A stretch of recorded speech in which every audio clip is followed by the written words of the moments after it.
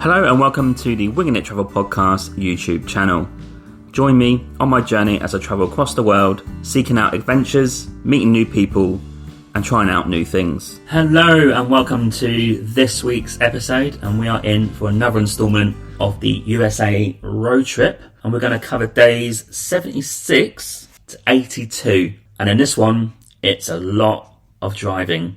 So carrying on from last time, we had a nice little rest day in Washington, and then we're out seeing the sights in DC, meeting another previous podcast guest. I interviewed a couple of bloggers, Adam and Stephanie Hupker, and they live in Washington DC, and they offered to show us around. So I met Adam at the Commonwealth Joe coffee shop. Coffee sensational, independent, only one shop. They distribute the coffee out to other shops, but only one flagship store. Very popular, sit outside in the sun, lovely interior, great taste in coffee. That is a recommendation. Commonwealth Joe coffee shop. But it's great to see Adam in person. Shake his hand, talk about the interview, talk about his life, their travels, and he took us off on the metro to meet Stephanie and check out the main sites. There is a heck of a lot of things to choose from. So for one day, we picked out the best sites that we could think of. And first of all, it was just a sensational day for weather. First off, we're going to tick off all these places. Now, I'm not going to do them in order. I think we all know what they are,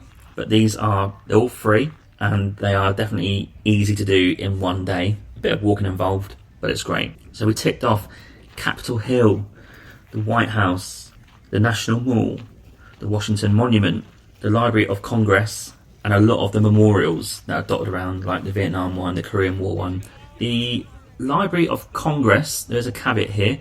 You have to book a time slot. It is free. So we booked for 3:45 p.m. and we had about 3 to 4 hours with Adam and Stephanie checking out the sites. Stephanie gave us loads of facts about Washington DC, but a really nice day of great company, great stories, and seeing some iconic things to see in USA. A place where you could spend a week in Washington and just hardly see anything. It really is a plethora of stuff to see.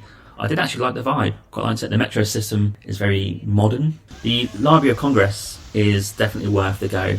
Such historic books in there. There's like videos, there's programs, there's tours. Very busy, but definitely worth going to see.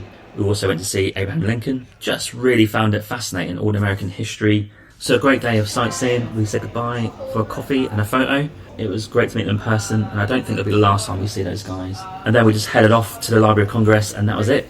Full day of walking, probably got in 25,000 steps, something like that.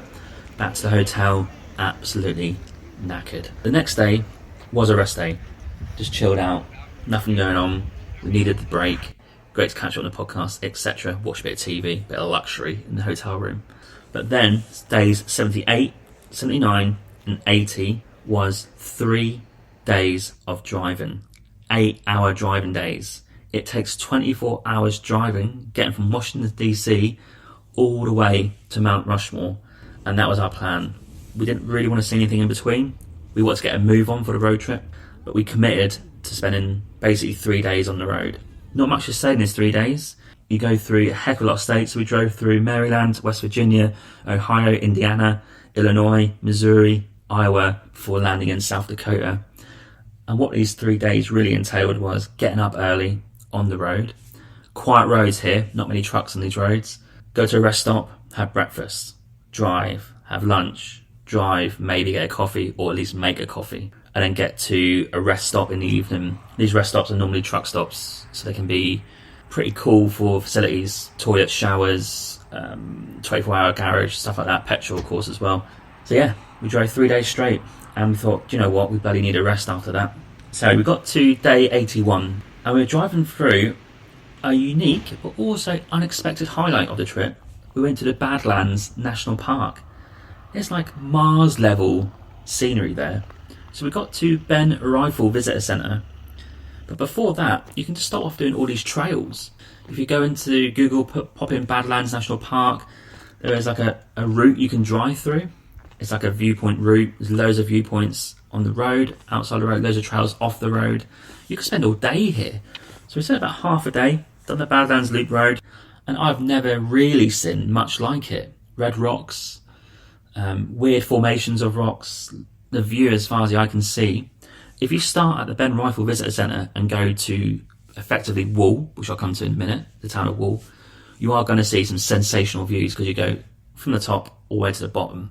And it really was just breathtaking, I must admit. Unexpected walking. The trails are quite easy, they're boardwalks, very accessible if you're disabled as well. I didn't really think we planned it, we just gather it, go there, see what happens. The Pinnacles viewpoint was a highlight because not only was it great views, we also saw some bison, so that's pretty decent. And then we drove all the way through, probably half a day, and we got to the village of Wool. Now, Wool was recommended to us by Adam, and the reason you should stop here is because it's that old, classic Western style town, like the wooden doors, think spaghetti Western, Clint Eastwood, just obviously built for tourism now, but it kept a bit of the heritage. And if you go to Wool, they forever advertise it on the road all the way there about this Wool shop that you can go to, and it's huge. There's like pharmacy in there, there's like clothes stores, a huge food court, and you can park for free outside of it. So you can drive to Wool, go to the store. We had lunch there. We timed it fairly badly because we got stuck behind a huge tour group, maybe 30 old people. But then we started chatting to the tour guide. He was really cool. He's like, where are you driving from? So I drove from Vancouver across and back. You couldn't believe our road trip. Then he started telling us places to go and see, places to avoid. And just said, he's been to England, he's worked there, he loves it, knows his football. Just a really nice guy. And he said, don't worry about this tour group, they'll get their order through and you'll be able to order. Quick service, awesome food, had a huge tuna sandwich and chips. Brilliant, loved it. This is a patron shout out to Laura from the Swamp Soup Stickers, who has contributed £5 to the podcast on my Patreon. Thank you so much for your support. Really appreciate it, and it helps the podcast to keep going in the future. If you're interested, head to the show notes where you'll find a link to my Patreon. The website address is patreon.com/Winging It Travel Podcast. For £5 English, you will receive some trendy stickers from myself in the post, a shout out on each episode, and also my digital travel planner by email. Thank you for your support. From there, we drove to Mount Rushmore National Park. Not too far from here, we're in South Dakota now. It's technically free, but when you go through the gates, you do have to park for $10. So even though you have the National Park pass, you get in for free. First of all, the monument, brilliant. Iconic. You see the 4 presidents up there, technically not finished, they ran out of money. One of the highlights, actually, I really want to see that. I don't know why, you kind of see it on TV, loved it.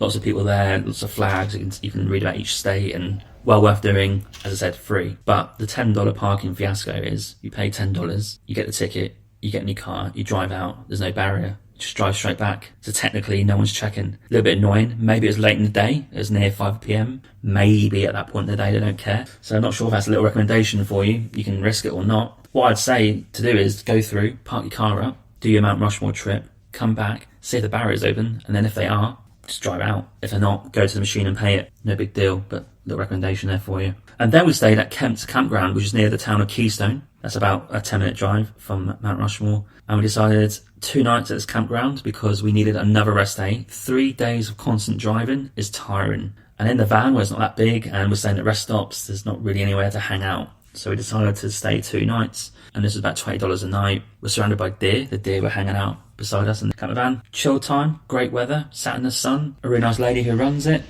There's loads of campsites. They're all electric as well.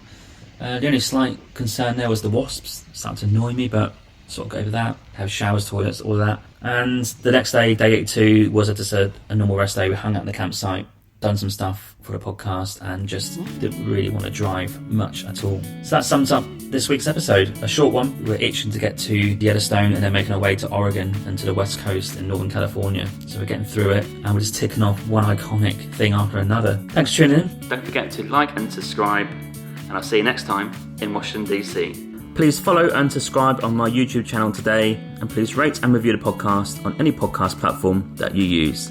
Thank you.